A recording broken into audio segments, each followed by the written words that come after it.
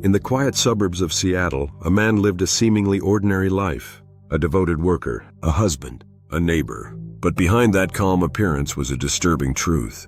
This is the story of Gary Ridgway, who had become known as the Green River Killer.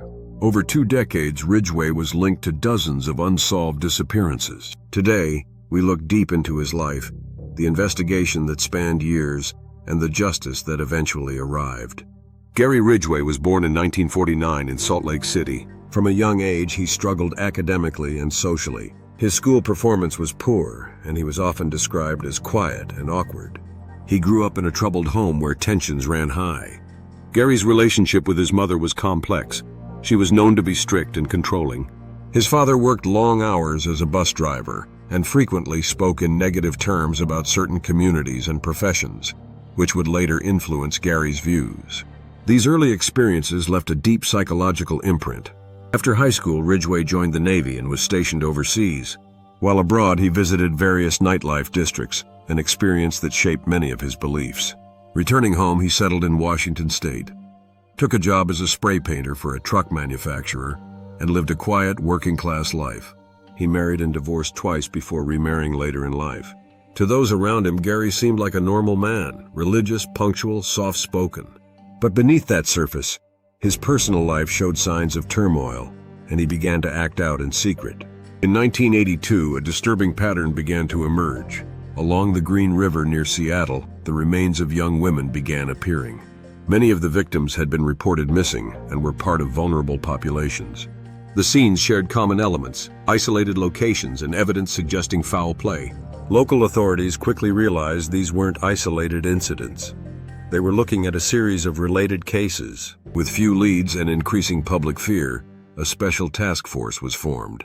But in a pre-digital world, without the aid of modern DNA analysis, detectives faced enormous challenges. The Green River Task Force included local law enforcement, FBI agents, and forensic experts.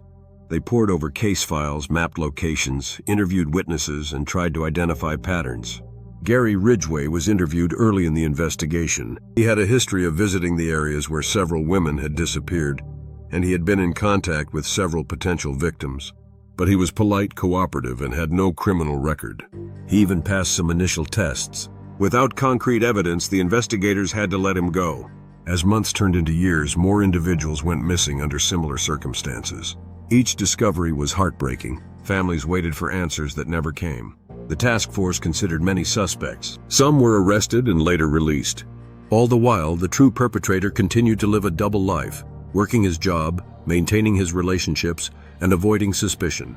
Ridgway adjusted his methods. He began choosing more secluded locations and took steps to minimize traceable evidence. It was clear he had learned how to avoid getting caught. In the 1990s, as new cases declined, the task force was downsized. But a small group of dedicated detectives kept the case files alive. Then in the early 2000s, a breakthrough arrived. DNA analysis technology had improved. Evidence collected decades earlier could now be re-examined with precision. Forensic scientists began running samples through new databases, and the results would finally connect the dots. In 2001, Gary Ridgway was arrested at his workplace. DNA evidence from several early cases matched samples taken from him. After nearly 20 years, investigators had their suspect, this time with undeniable proof. The community was shocked. Neighbors who knew him were stunned to learn that the man they'd shared barbecues and church services with had a hidden past filled with darkness. To avoid a death sentence, Ridgway entered a plea agreement. In exchange for his cooperation and detailed confessions, prosecutors agreed to seek life imprisonment. He admitted to involvement in dozens of cases, many of which had never been solved. He provided names, locations, and specific details that only the true perpetrator could have known. In total, Ridgway confessed to over 70 cases, though he hinted the number could be higher. His cooperation led to the closure of many cold cases and brought long-awaited answers to grieving families. In 2003, Ridgway was sentenced to life in prison without the possibility of parole. The courtroom was filled with the families of those lost. Their statements were powerful. Some offered forgiveness, others expressed enduring pain.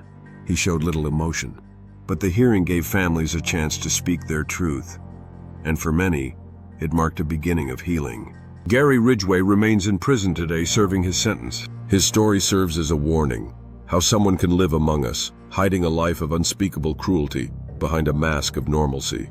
But it's also a story about determination, about investigators who never gave up, and families who, despite unimaginable grief, never stopped searching for the truth. The victims were not forgotten. Their names were spoken. Justice, however delayed, was served.